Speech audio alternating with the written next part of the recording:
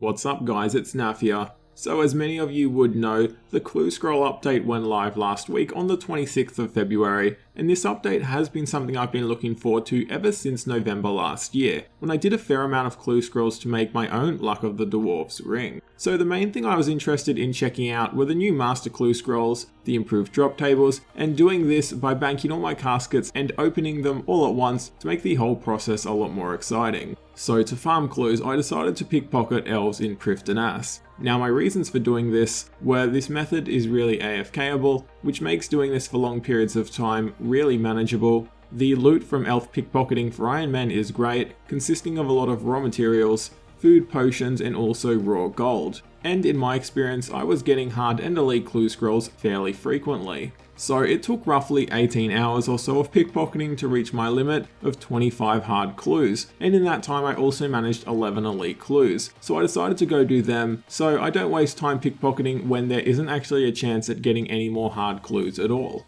So for hard and elite clues, the biggest change was the fact that there are now hidey holes, which do allow you to store items required for emote clues close by where you need to perform the emote. Now I honestly found that it really didn't change the speed of things, since to get to that location you usually do have to pass by a bank anyway, but it does make bank space management easier, which is something I was definitely happy about. And the other noticeable change was new puzzles. Now at first I thought this would be annoying, having to learn new puzzles, but pretty quickly I got used to them and don't even mind them now, since it does make sense having puzzles that actually reflect more recent updates in the game. So completing 25 clues and 12 elites roughly took 11 hours, with the 25 hard clues only taking around 4 hours of that time. Now I don't know if it's just me, but I find elite clues extremely tedious, with the scan and direction clues being extremely random and time consuming even when using meerkats, which do make scan clues slightly easier.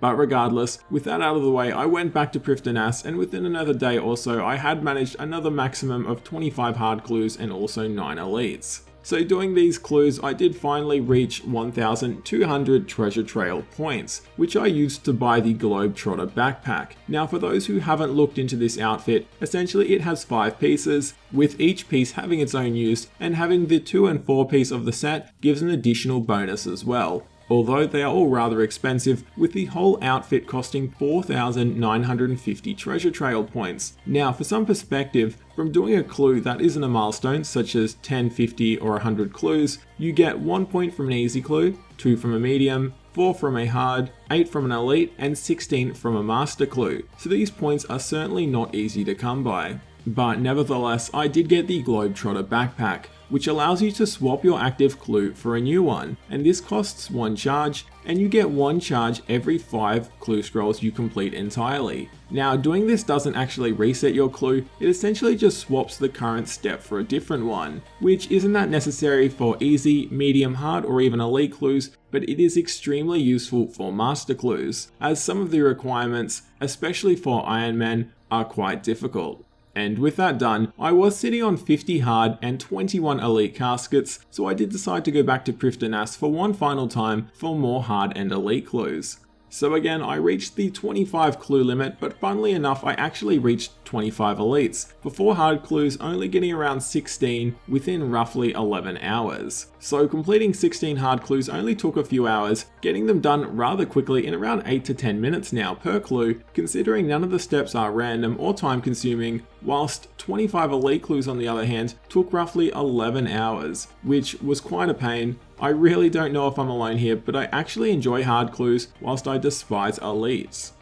But nevertheless, with that out of the way, I was looking to mix things up, and I had actually gotten a tip that since you can now bank up to 25 of each different type of clue, the kingdom does give a large amount of easy clue scrolls when looting it with 10 subjects in fishing. So luckily I had 8 weeks and 3 days worth of kingdom waiting for me, with the majority of that time even having the kingdom kept at 100% approval rating. Now, I did intend on using this solely for maple logs, but I was pretty interested in seeing what this could give, and upon looting it with 10 subjects in fishing and the remainder in maples, I did manage 22 easy clue scrolls, which was quite surprising, and also a ton of raw fish, which I don't see myself using anytime soon. So completing the easy and medium clue already in my bank, along with the 22 easy clues from the kingdom, took me roughly 4.5 hours, and with that I was finally ready to do my first casket opening.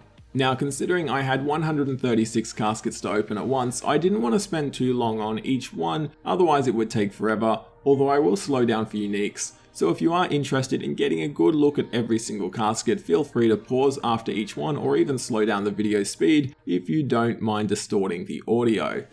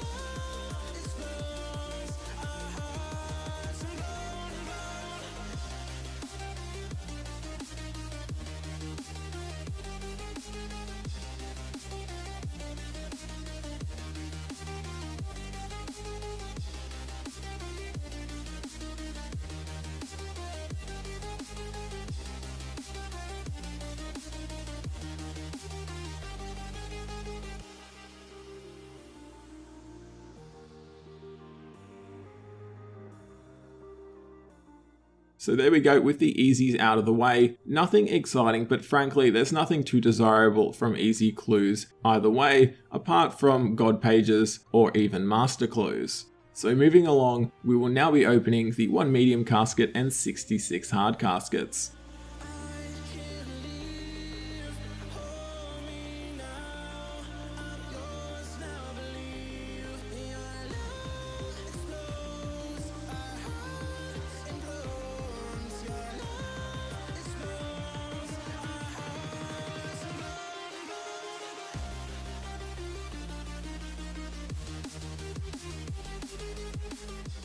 So there we have my first master clue. So for those who are not aware, master clues can actually come from any type of clue, with them being more frequent from the harder clues, mainly elites, and for me it was my plan to get my master clues simply from this.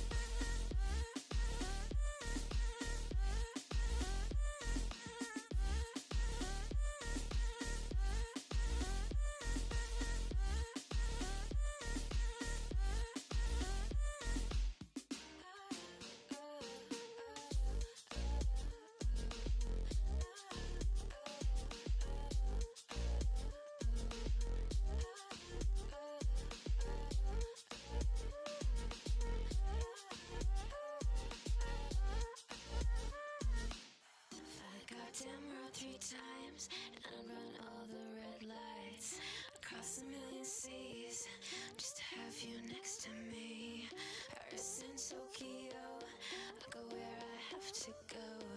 Screw geography, but would you do that for me?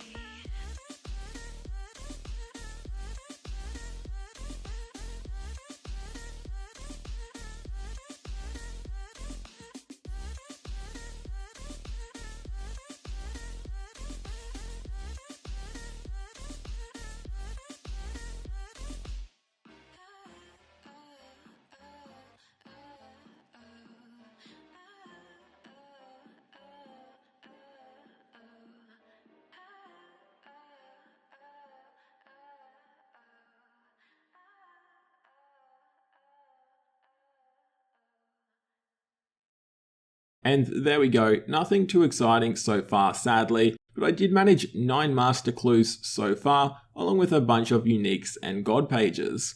So moving on to what I'm probably most excited to open, considering they take so long, the 46 Elite Caskets.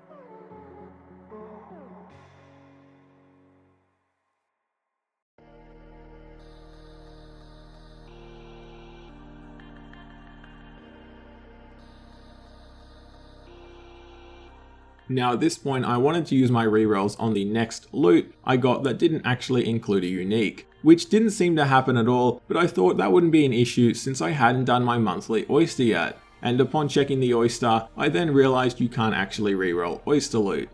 So there you have it, nothing too rare, but I did actually manage to get Robin's tunic, which was put into the game along with this update, along with matching legs, to match the Robin Hood and also the Ranger boots that are already in the game, and they can all be upgraded now to tier 82 with the golden thread that was also added to Master Clues. So that was cool, and I do now have a ton of new god pages as well. And from that, I did manage 15 more Master Clues, totaling 24 which I still need to do. So Master Clues were definitely surprising. From comparing hard to Elite Clues, I was expecting the jump from Elite to Master to potentially be an even bigger step up in time taken per clue, but this certainly was not the case. Although Master Clues still had the occasional direction and scan clues, in my opinion they were in most cases in locations a lot more linear, meaning you could just pretty much go in one direction and you would find it pretty consistently. Now, Masters do also have some new things, some of them being the tower and lockbox puzzles. Now, initially these seemed extremely intimidating, but after learning about rune apps, they actually became the easiest clues to do. So for anyone else who was unaware of this, it's an app designed to essentially do the puzzle for you. So here's an example of me using it. Essentially you can print screen your own puzzle and then you paste it into the app, which then shows you the answer. Now at first I did feel like this was kind of on the fence in regards to rule breaking, but I did do a quick Google search on the matter and there is confirmation from Jagex on Reddit that as it stands they are fine with it. So definitely consider using it if you are struggling with these puzzles. So everything with Masters was looking good until I started to come across some of the emote puzzles, which had extremely tedious gear requirements. So there was a ton of them, and considering I had the Globetrotter backpack and also a number of skip tickets, I was able to get through most of them, although not all. So the first one I had issues with was this one. It requires a dark bow, infinity boots, and the Barrow's gloves from Recipe for Disaster. So the bow and gloves weren't an issue, but as an Ironman, I've never even considered getting infinity gear, and honestly have never even done the mage arena before. So learning this minigame and farming it was extremely tedious, taking roughly 2.5 hours of doing very boring and click intensive activities, but nevertheless, once it was done, I was able to continue doing clues. And the other very annoying clue I had to go out of my way to farm was this one. I had the hat and amulet, but never done charm sprites on this account for an enhanced Yaktui stick. Now honestly, this wasn't as bad as the infinity boots, but farming this took around an hour and a half of mindless clicking, but nonetheless, I did get it out of the way. Now there were others I had issues with but was luckily able to skip, such as the clue requiring the Staff of Light, the clue requiring Saradomin's Murmur, and the clue requiring an Asylum Surgeon's Ring, but luckily managed to just have enough skipping tickets to get me through all 25 caskets. It was also extremely beneficial being maxed as well, continually using the max guild teleport to go to God Wars Dungeon 2, having to complete skilling clues, often requiring 80 plus in certain skills, and even having an emote clue in the max guild. So for Ironman in general, between the high skill requirements and the unusual and hard to get item requirements, will certainly struggle with these in general. But nevertheless, I did manage to get all 25 caskets done within around 14 hours, with around 5 to 6 hours of that time just being spent farming out those items just to actually do the clues. So as of this moment, there isn't much information online about the rates of Master Clue rewards, so I'm not too sure what to expect, but regardless, let's get into it.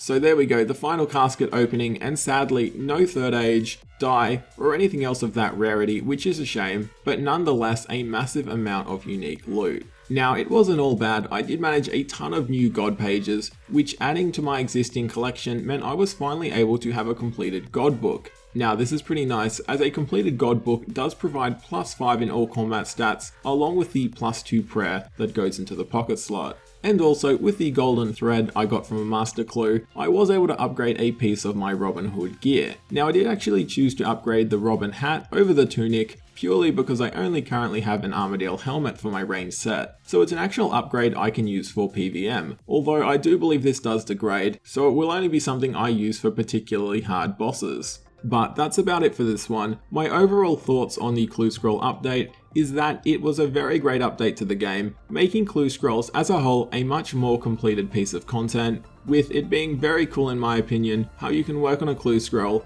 earn a master, and as long as you are able to meet all the requirements, get a second lot of rewards without the master clue taking too long at all, along with the Clue Scroll outfit, incentivizing long-term commitment to Clue Scrolls without it being very overpowered, and also hidey holes, making it so people who do like to do Clue Scrolls aren't punished with over-encumbered banks, trying to keep every item necessary for all clue types. But those are just my thoughts. I'd love to know what you guys think. Do you think master clues have too many requirements? Do you think the general clue loot value was improved enough to make them worthwhile? And have you had any luck since the update? But that's it for me. Thanks for watching, and I'll catch you in the next one.